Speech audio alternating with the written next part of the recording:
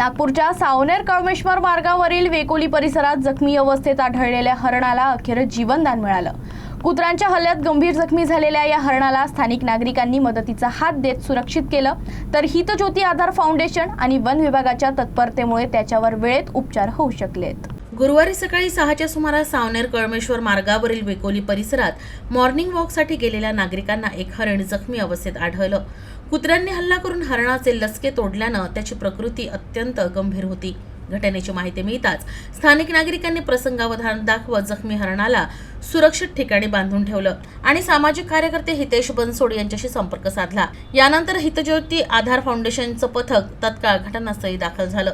दरम्यान हितेश बनसोड यांनी वनरक्षक दिनेश पडवळ यांना माहिती देत कळमेश्वर वन विभागाशी संपर्क साधला।